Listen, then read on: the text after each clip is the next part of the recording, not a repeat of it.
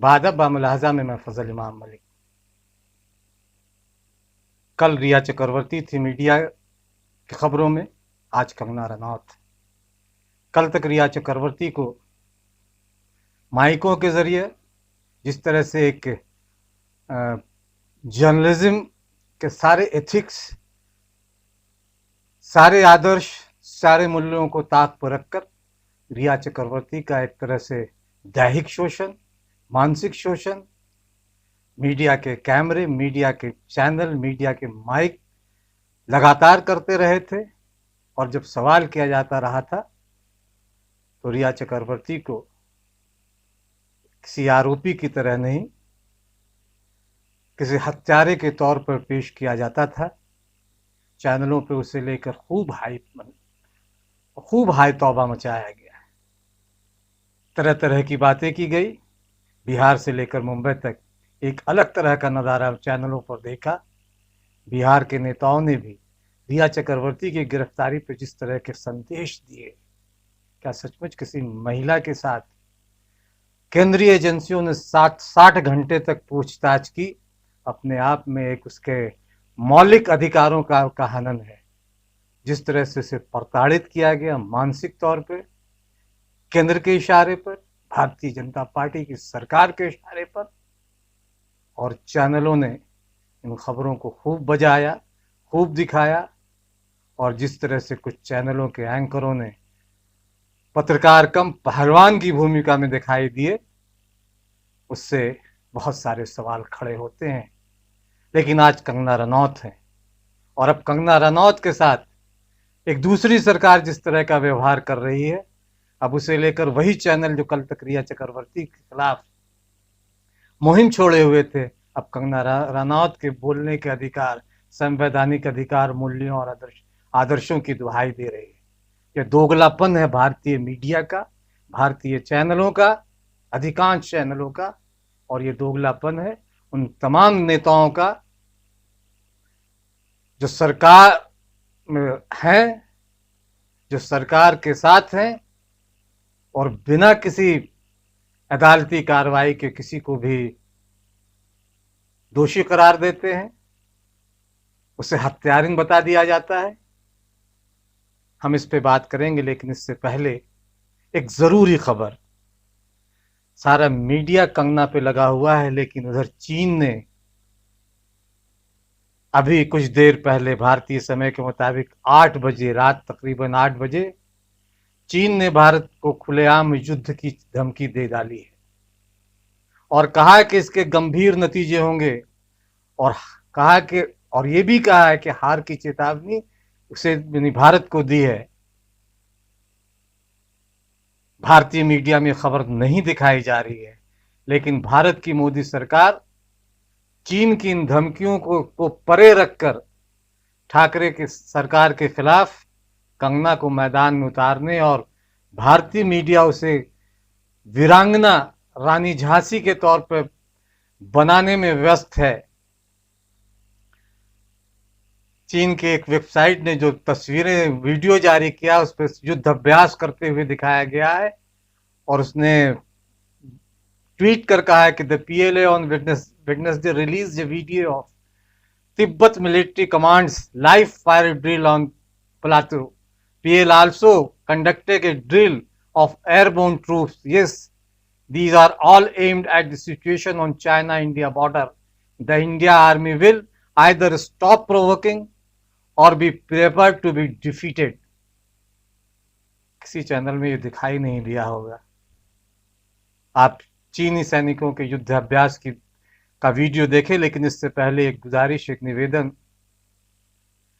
है कि अगर आपने अभी तक बादब बामुलाहजा को सब्सक्राइब नहीं किया तो उसे सब्सक्राइब करें, बेल आइकन दबाएं, लाइक और शेयर ज़्यादा से ज़्यादा करें।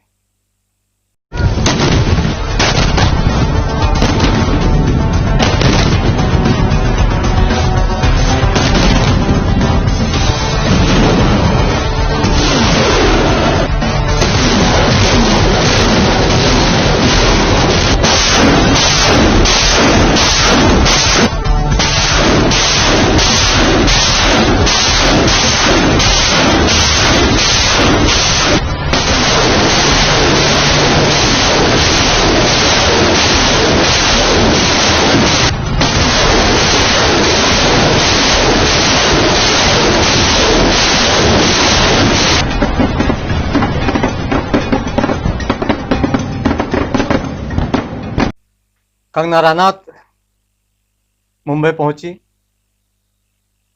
कल तक उनका विरोध कर रही करनी सेना भी उनके समर्थन में एयरपोर्ट पर पहुंची। मणिकर्णिका फिल्म को लेकर इसी करनी सेना ने कंगना रनौत का विरोध किया था, लेकिन तब एजेंडा दूसरा था, आज एजेंडा दूसरा है। शिवसेना के सैनिक भी पहुंचे, काले झंडे दिखाए और पुलिस की भारी बंदोबस्त के बीच वो घर पहुंची। और घर पहुंचने के बाद जिस तरह से उद्धव ठाकरे के साथ उन्होंने तू तड़ाक की भाषा में बात की, जाहिर है कि इससे मामला सुलझेगा नहीं और उलझेगा। इस बीच बीएमसी ने उनके घर में तोड़ फोड़ की। जाहिर है कि यह भी ठीक नहीं है, क्योंकि जिस वक्त का चयन बीएमसी ने किया उनके घर में तोड़ फोड़ करने का, और कहा तो ये भी जा रहा है कि एनसीबी का जवाब शिवसेना ने जेसीबी से दिया। इसे ठीक नहीं कहा जा सकता, इसे भी बदले की कार्रवाई के तौर पर देखा जा सकता है।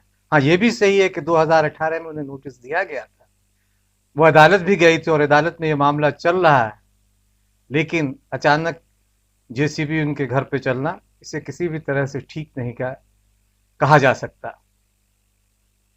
लेकिन कंगना ने जवाब में जिस तरह की बातें कही, अपने घर को राम मंदिर बताया और उद्धव ठाकरे को बाबर, तो जाहिर है कि इस मुद्दे को कहां और किस तरह से ले जाया जा रहा है, ये अपने आप में सवाल है।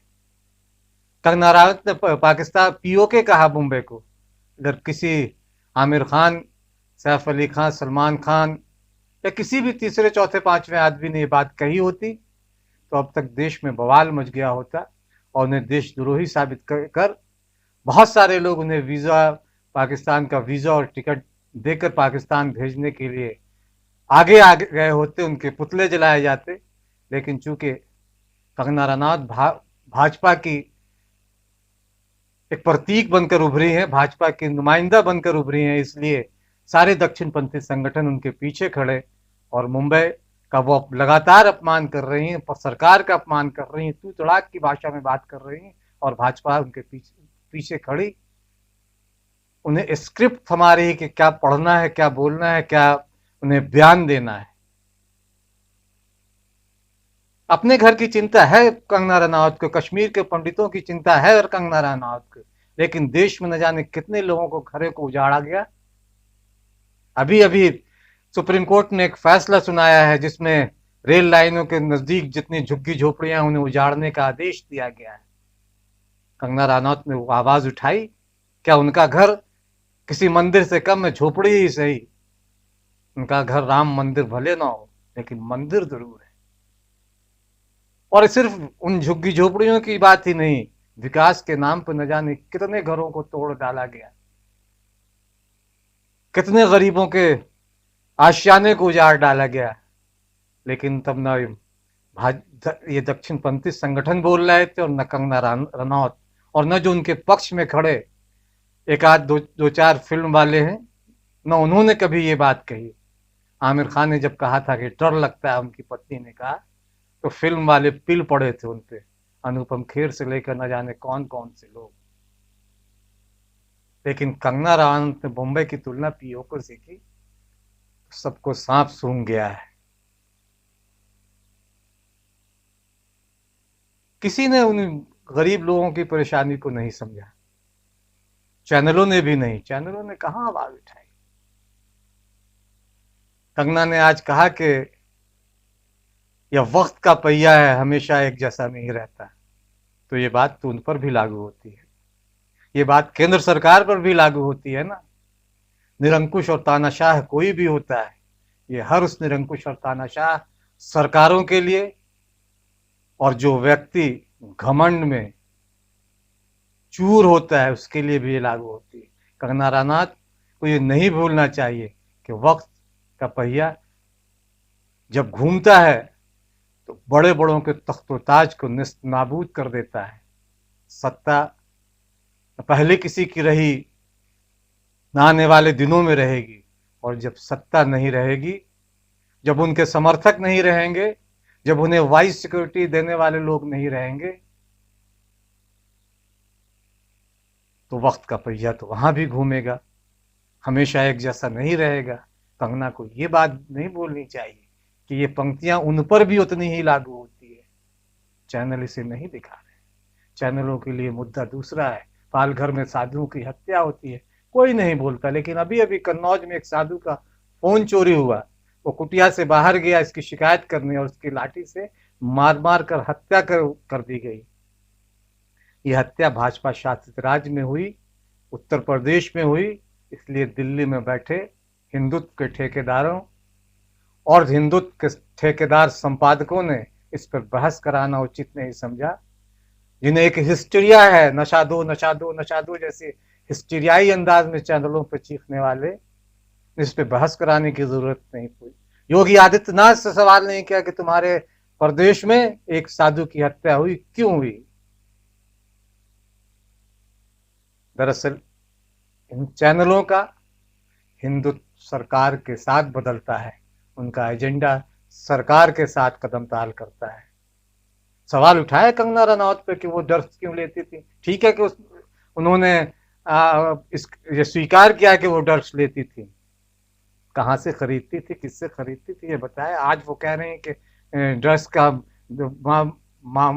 का माफिया है कि फिल्मी दुनिया में। जब फडणवीस सरकार थी तो क्या वह ड्रग्स का कारोबार नहीं फल फूल रहा था। फडणवीस सरकार की भी जांच होनी चाहिए कि उनके राज्य में किस तरह से ड्रग्स का कारोबार फला फूला था। और ये कोई आज का नहीं हो, शहर शहर नगर नगर गली गली चौराहे में आज ड्रग्स मिल जा रहा है। एनसीबी का काम सिर्फ प्रिया चक्रवर्ती को से ही पूछताछ करना है। सरकार का ड्रग्स आता कहां से है, इस पर क्यों नहीं गंभीरता से बात होती है। बड़ी बड़ी बातें कर रही हैं सरकार की, 3 एजेंसियां लगा दी गई हैं और निकला कुछ नहीं। तो ड्रग्स में एक लड़की को फंसा दिया गया और उसे जेल में डाल दिया गया क्योंकि ये उनके एजेंडे में था। सीबीआई और ईडी को कुछ नहीं मिला तो एनसीबी ने अपना काम कर दिखाया। लेकिन बहुत सारे और जो लोग महिला अधिकारों की बात करती थी, भाजपा की वीरांगनाएं, सांसद, जो आजम खां के एक बयान पे बवाल खड़ा कर दिया था सांसद ने। रिया चक्रवर्ती क्या कोई महिला नहीं है क्या? याद कीजिए शेखर सुमन जो आज सुशांत सिंह राजपूत के बहुत बड़े हिमायती बन के उभरे हैं, जब उनके बेटे का चक्कर चल रहा था, जब बेटे और अध्यक्ष सुमन का तो किसी इन्हीं कंगना रनौत के साथ, तब तो कहाँ नहीं गए थे कि उसके चंगुल से उन्हें निकाला जाए। उन्हीं अध्यक्ष सुमन ने 2016 के इंटरव्यू में कंगना रनौत को लेकर कहा था कि वो उनसे कहती हैं कि कोकीन लो, लेकिन उन्होंने कंगना को मना कर दिया था। वो हैश लेती रहती है दिन में 3-4 बार, और कंगना के साथ मैंने भी ली। तब शेखर सुमन ने भी सवाल नहीं उठाया था। और आज जब ड्रग्स की बात हो रही है, शेखर सुमन इतनी नैतिक तौर पे कहें आके सामने कि उनके बेटे ने भी ड्रग्स लिया था। लेकिन नैतिकता का पैमाना अपने घर में कुछ और, बाहर कुछ और। कंगना रनौत के लिए ड्रग्स का पैमाना कुछ और, भाजपा के लिए कुछ और। नेपोटिज्म का आरोप लगाने वाली कंगना रनौत ने महेश भट्ट को लेकर भी बहुत सारी टिप्पणियां की थी। एक टिप्पणी ये भी देखिए और मजे लीजिए। और मैं धन्यवादी हूँ मिस्टर मुकेश भट्ट की, महेश भट्ट की, अनुराग बासु की, जिन्होंने मुझ पे इतनी मेहनत की और जिनकी वजह से आज मुझे इतनी इज्जत मिल रही है, क्योंकि इतना बड़ा सम्मान पाना किसी अकेले इंसान की हैसियत नहीं होती है। धन्यवाद।